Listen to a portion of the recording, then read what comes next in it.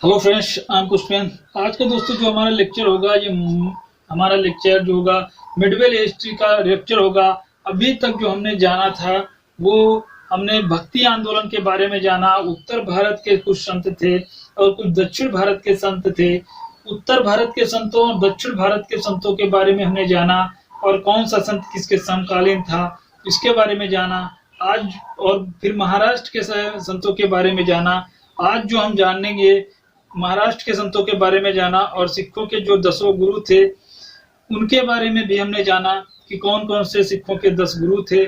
आज जो हम जानेंगे वो सूफी आंदोलन संतों के बारे में जानेंगे कि सूफी एक प्रकार से संत क्या थे और सूफी आंदोलन क्या थे, सूफीवाद क्या था, इसके बारे में जानेंगे। तो सूफी आंदोलन और सूफीवाद। सूफीवाद का शुद्ध शब्द जो है वह तसवुफ अर्थात जिसको बोलते हैं परम सत्य का ज्ञान। परम सत्य का ज्ञान तसवुफ को बोलते हैं, परम सत्य का ज्ञान प्राप्त करना, इसका जो है अर्थ है। सूफी शब्द की उत्पत्ति को लेकर विद्वानों में जो है मतभेद है, लेकिन अधिकांश विद्वानों का मानना है इसकी उत्पत्ति कहां से हुई है। अरबी भाषा के सूफ शब्द से हुई है, जिसका तात्पर्य होता है ऊन। जिसका तात्पर्य यह होता है कि ऊन अर्थात कुछ जो ऐसे संत थे, जो मुस्लिम संत थे, जो सांस्कृतिकता से अलग होकर निर्धनता का जीवन व्यतीत करते थे और ऊन के कपड़े धारण करते थे, ऊनी कपड़ा पहनते थे। ऐसे संतों को जो है सूफी मतलब कहलाए थे। ऐसे संतों को सूफी संत बोला गया था। सूफीवाद के उदय इस्लाम धर्म के उदय से ही माना जाता है। सूफीवाद का उदय और प्रारंभिक में सूफी संत जो थे वो इस्लामी कानूनों के क्या थे, वो अनिवार्य मानते थे और बाद में ये 2 भागों में बट गए थे। दो भाग में जो है एक बासरा हुए थे। बासरा वे संत होते थे जो इस्लामी कानूनों को एक प्रकार से अनिवार्य मानते थे और उनका जो है पालन एक प्रकार से पालन करना जो है अनिवार्य समझते थे। ऐसे संतों को जो है बासरा बोला गया। और बेसरा वे संत थे जो सूफी संत के इस्लामी जो है परंपराओं एवं कानूनों का पालन करना अनिवार्य नहीं मानते थे। ऐसे संतों को जो है बेसरा बोला गया। सूफीवाद में प्रेम को जो है महत्वपूर्ण स्थान दिया गया है और ये प्रेम जो है ईश्वरीय प्रेम है और जिसको इश्क हकीकी कहा जाता है।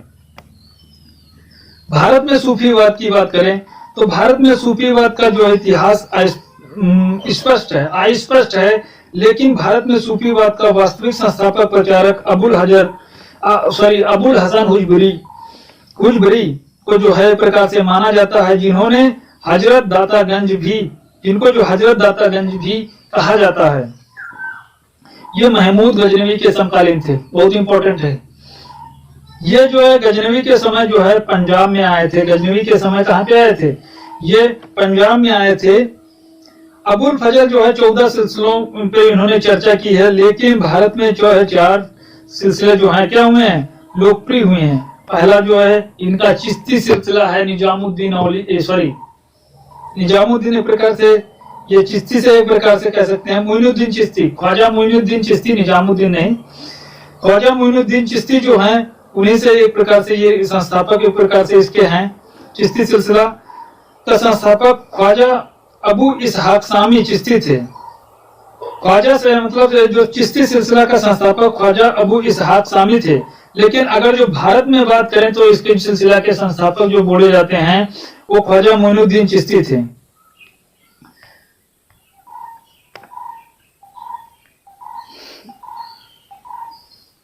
तराइन का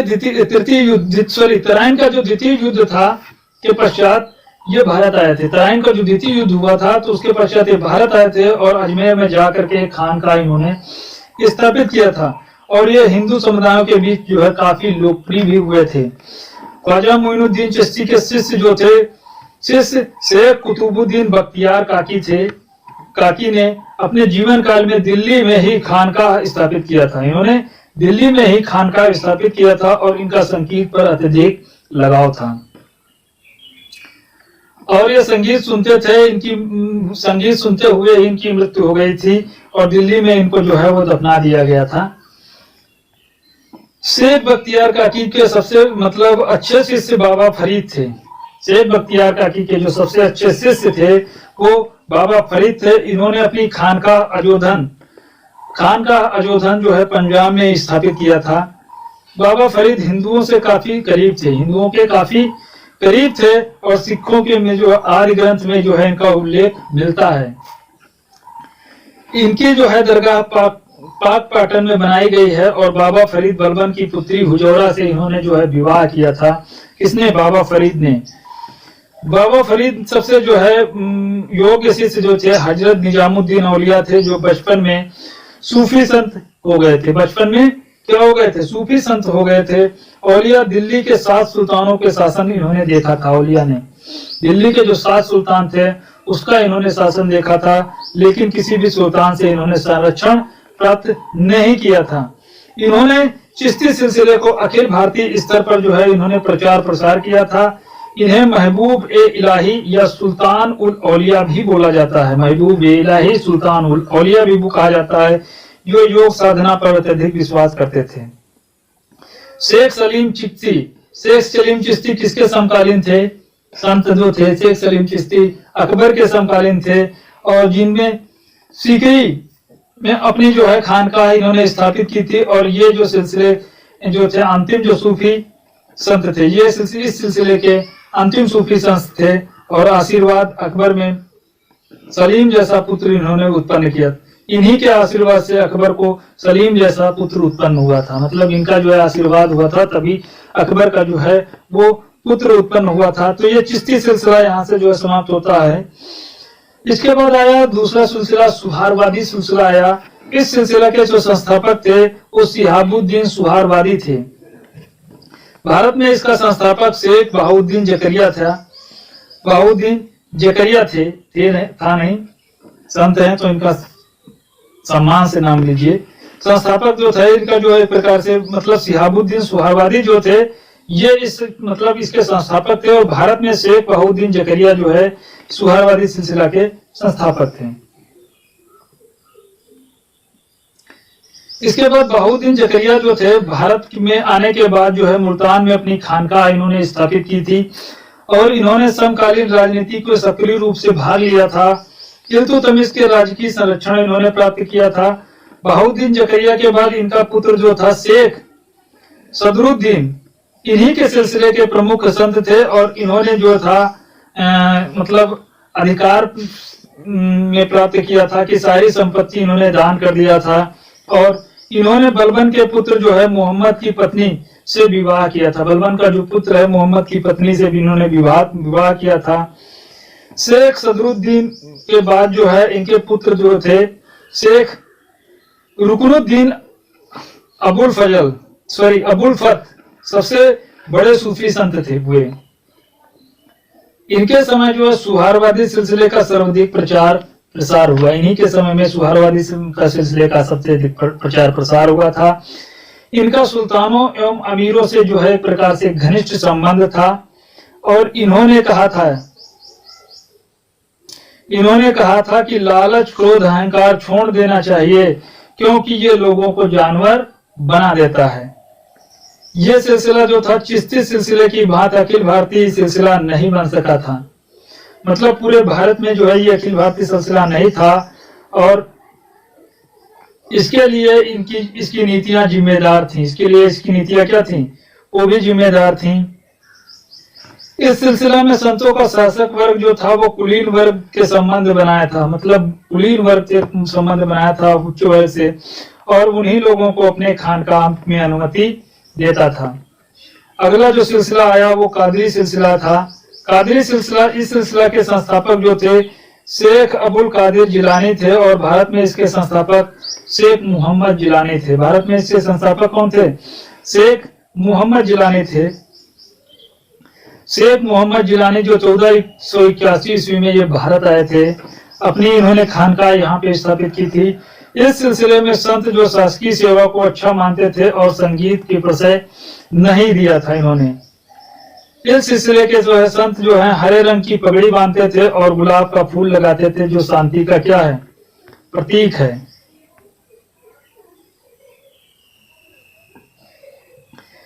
इस सिलसिले का जो सबसे बड़ा केंद्र है पंजाब के मुल्तान में था, पंजाब के मुल्तान में था। और उसके बाद आया नक्शबंदी सिलसिला। नक्शबंदी सिलसिला क्या था? इस सिलसिले का अगर जो संस्थापक की बात करें तो शेख बहाउद्दीन नक्शबंदी था, और भारत में इसका संस्थापक ख्वाजा बाकी बिल्लाह थे। ख्वाजा बाकी बिल्लाह थे। ख्वाजा बाकी बिल्लाह 1597 ईस्वी में अकबर के समय काबुल से दिल्ली आए थे और यहीं पर इन्होंने अपनी खानकाह स्थापित किए थे। ये सूफियों से काफी कट्टर थे, ये सूफियों से काफी कट्टर थे, जो अकबर के एक प्रकार से क्या उदार नीतियों का प्रतिकार करने दिल्ली आए थे। ख्वाजा बाकी बिल्लाह के बाद जो है शेख फारूक अहमद सरहिंदी सिलसिले के संत हुए थे, और ये बहुत ही कट्टर संत थे, कट्टर संत थे। भारत में इस्लाम धर्म का जो है भरपूर प्रचार प्रसार इन्होंने किया था, इसीलिए इसे मुजादिया या मुजादिद पुनर्जागरण करने वाले की उपाधि दी गई है। और इन्होंने अपने आप को क्यूम घोषित किया था। क्या घोषित किया था? क्यूम घोषित किया था इन्होंने। मतलब क्यूम का अर्थ होता है जो इंसान उल कामिल से ऊपर बताया था, और अल्लाह को क्यूम के पद से मुझे दिया है। अल्लाह ने क्यूम का पद जो है मुझे दिया है, और मेरे बाद मेरे 3 उत्तराधिकारियों को ये पद और देगा। दूसरे क्यूम जो थे वो शेख मोहम्मद मासूम थे। औरंगजेब ने इन्हीं का एक प्रकार से इन्हीं की शिष्य थे। औरंगजेब जो था, मतलब औरंगजेब इन्हीं का क्या था? शिष्य था, और इन्हीं के प्रभाव से मैं आकर कट्टरवादी शासक बन गया था। कौन थे? क्यूम शेख मोहम्मद मासूम। भारत में सर्वाधिक कट्टर सिलसिला जो था नक्सलबंदी सिलसिला था। नक्सलबंदी सिलसिला जो है सर्वाधिक कट्टर था। इस सिलसिले में शरीयत के पालन पर पूर्णतः बल दिया था। मतलब शरीयत जो कानून है उसके पालन पर पूर्णतः बल दिया गया था। और इसी सिलसिले में शिया और हिंदू के समान क्या हुए थे? समान विरोध थे। ये धर्म परिवर्तन और शक्ति प्रयोग को अच्छा मानते थे। ये संगीत विरोधी भी थे और सरकारी सेवा को भी अच्छा मानते थे। अब इसके बाद आया कुछ संत जो थे वे, जैसे आप देख सकते हैं चिश्ती सिलसिला। कौन सा सिलसिला और किससे कौन संस्थापक, उसका संस्थापक और भारत में इसका संस्थापक कौन था, ये याद रखिए। चिश्ती सिलसिला के संस्थापक ख्वाजा अबू इश्क सामी थे। ये एक प्रकार से इसके संस्थापक थे। भारत में ख्वाजा मोइनुद्दीन चिश्ती थे। सुहारवादी सिलसिला के सुहाबुद्दीन सुहारवादी थे, और बहाउद्दीन जकरिया ये भारत में संस्थापक थे। फिर आया कादरी सिलसिला।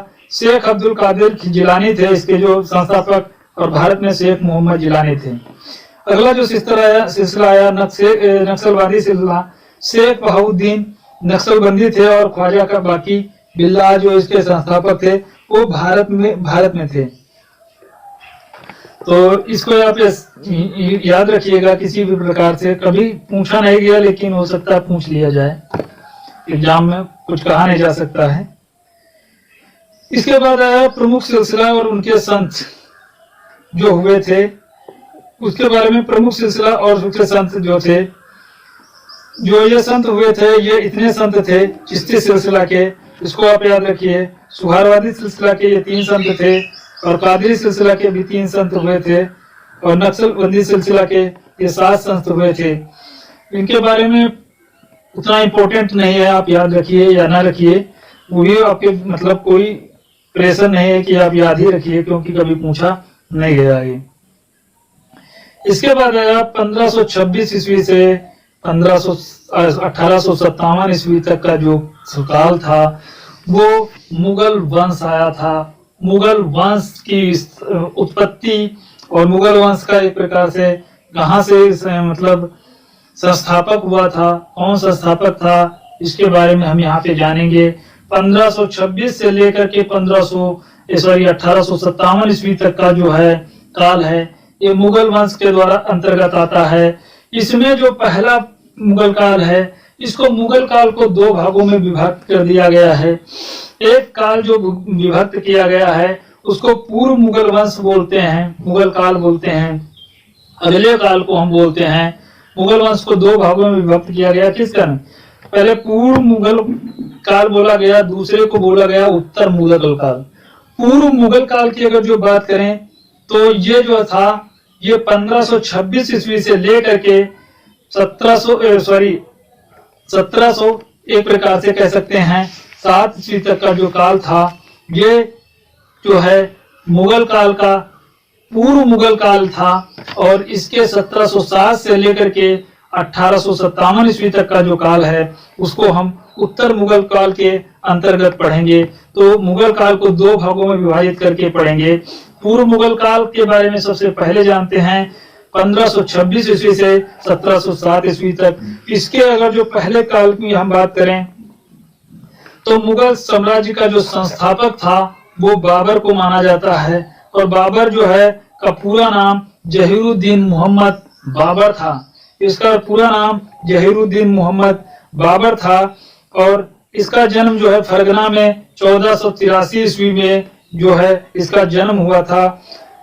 बाबर जो था पितृवंश की ओर से तैमूर वंश का जो है 5वां, पिता की तरफ से जो है तैमूर वंश का जो है ये 5वां संतान था। और माता की तरफ से अगर जो बात करें तो चंदेल खां के 14वां जो है एक प्रकार से ये वंशज था।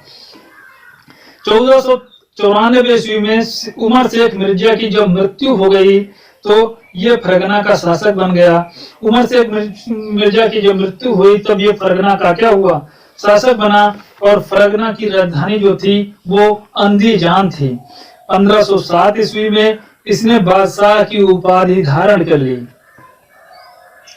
1507 ईस्वी में इसने जो है क्या की थी, बादशाह की जो है उपाधि धारण की। इसके बाद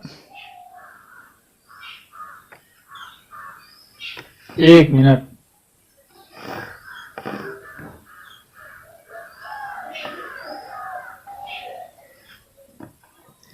बाबर जो है कौन कौन से भारतीय अभियान किए थे और मतलब बादशाह की उसने उपाधि धारण कर ली थी कब 1500।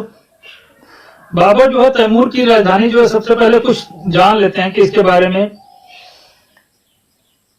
फरगना का जब यह शासक बना तो उसकी राजधानी क्या थी, अंदीजान थी।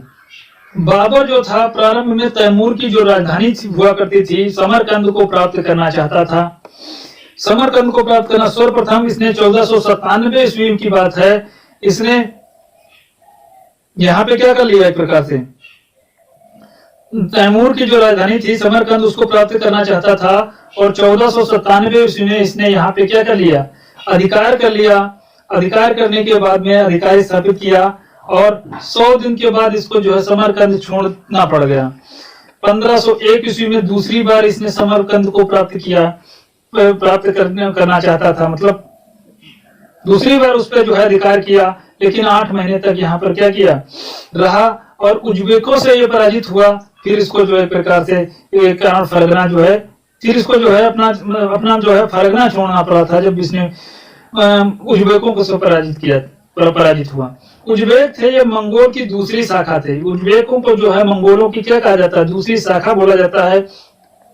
और 1504 ईस्वी में इसने अफगानिस्तान की जो है स्थिर राजनीति का लाभ उठा करके यहाँ का शासक बन गया। और काबुल को अपनी जो है इसने क्या बनाई थी, राजधानी बनाई थी इसने। और 1507 ईस्वी में इसने जो है उपाधि बादशाह की धारण की थी। बाबर के अगर जो भारतीय अभियान की बात करें तो 1526 ईस्वी से लेकर के 1530 ईस्वी तक के बाबर के अगर जो भारतीय अभियानों की बात करें तो मध्य एशिया में जो है की राजनीति की असफलता में बाबर को जो है भारत में आक्रमण के लिए प्रेरित किया था। मतलब मध्य एशिया में जो ये पराजित हुआ तो उसके बाद में बाबर जो था वो भारत की तरफ बढ़ा कि भाई मैं भारत की तरफ अब चलता हूँ, इधर तो मैं जीत नहीं रहा हूँ। अब ये भारत की तरफ प्रेरित किया। और बाबर पानीपत के प्रथम युद्ध में पहले भारत पर जो है 4 अभियान इसने किए थे। पानीपत का जो प्रथम युद्ध हुआ था उसके पहले भारत पर जो है बाबर ने 4 अभियान किए थे। प्रथम अभियान इसने 1519 ईस्वी में किया था। इसने इस सीमा के 2 स्थल बाजौर और भेरा को जीत लिया था। 2 स्थल थे, सीमावर्ती क्षेत्र थे ये बाजौर और भेरा, इनको जीत लिया था। बाजौर के युद्ध में बाबर सर्वप्रथम तोपों का प्रयोग किया था। बाजौर के युद्ध में जो है इसने जो है तोपों का प्रयोग किया था। इसके बाद दूसरा अभियान 1519 ईस्वी में किया जिसमें इसने पेशेवर जीता था। तृतीय अभियान इसने 1520 ईस्वी में हुआ। यह जो था एक प्रकार से इस प्रकार से इसने सियालकोट और सैयदपुर को जीत लिया था। चौथा अभियान जो इसने किया 1524 ईस्वी में, इसने लाहौर और दीपालपुर जीत करके ये पंजाब में प्रवेश कर गया था, भारत में एक प्रकार से प्रवेश कर गया। और पानीपत का प्रथम युद्ध जो हुआ था 21 अप्रैल 1526 ईस्वी को हुआ था। इसके बारे में हम पढ़ चुके हैं इब्राहिम लोधी बाबर के मित में।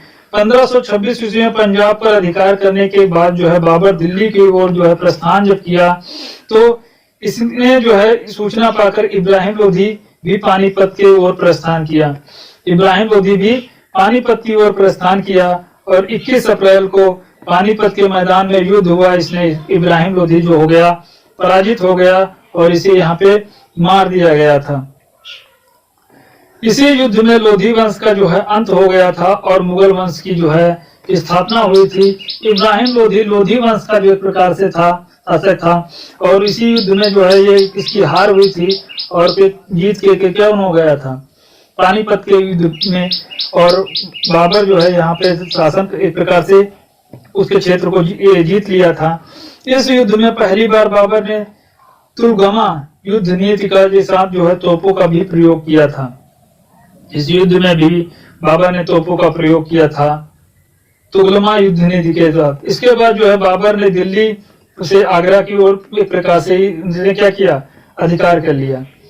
बाबर ने दिल्ली और आगरा पर अधिकार कर लिया। क्यों? दिल्ली और आगरा पे शासन जो है इब्राहिम लोधी का था, तो इसके बाद इसने जो है अधिकार कर लिया था क्योंकि आगरा राजधानी हो गई थी उस समय दिल्ली से हट करके।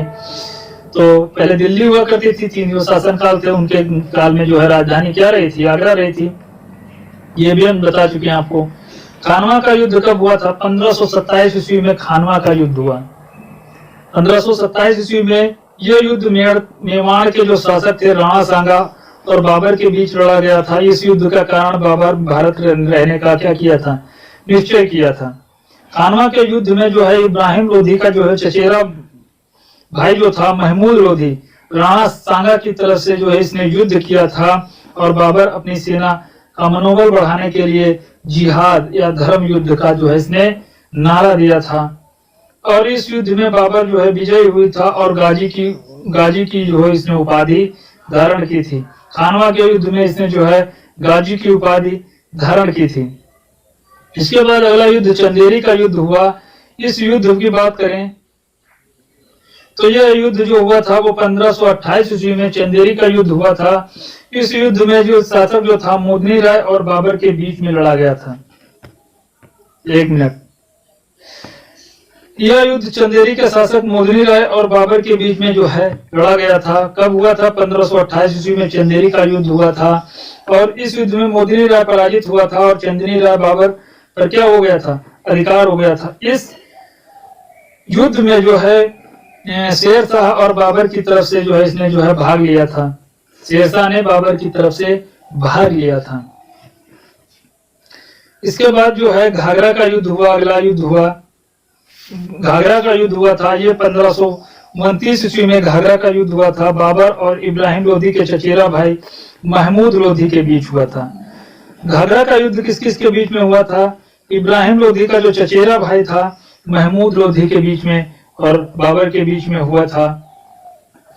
महमूद लोधी इस युद्ध में पराजित हुआ था और भाग गया था। मध्यकालीन भारत में यह पहला युद्ध था जो जल और स्थल दोनों में लड़ा गया था। मध्यकालीन भारत का जो पहला युद्ध कौन सा था? ये घाघरा का युद्ध था। ये जल और थल दोनों में लड़ा गया था। भारत में जो है बाबर की सफलता का मुख्य कारण तोप खाना था, क्योंकि इसके पास तोपें थी एक प्रकार से, तो इससे जो है ये युद्ध जीत सकता था।